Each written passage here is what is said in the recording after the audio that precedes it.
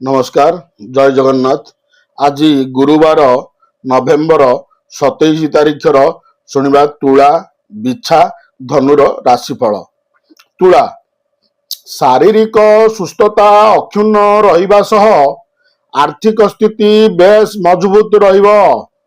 आजिर यात्रारे जिनिसपत्र प्रति सतर्क न रहिले हजिबार सूचना रही।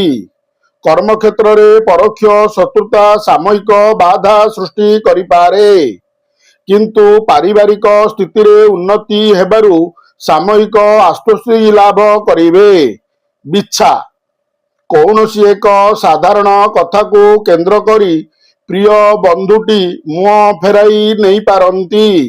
कर्मक्षेत्र रे दक्षता और सहानुभूतिवर्तिता हेतु सम्मान लाभ और पदमर्यादा उणा हेब नाही। साहित्य प्रतियोगिता प्रतिद्वंदिता क्षेत्र में उन्नत मानर सुफल पाइबे। थंडा जनित काश कफरु पीड़ा अनुभवर सूचना रही।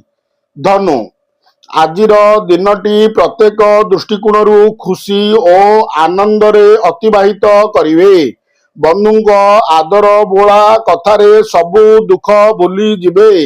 नूतन योजना अवहेलित काम बाकी रहिथिबा टंका आलोचना आनुष्ठानिक काम प्रवृत्ति रे सफलता मिलिबो। पूर्व राग सुझाइबाकू निज लोक दाऊ साधिबा पाई चेष्टा करि पारंती। जय जगन्नाथ।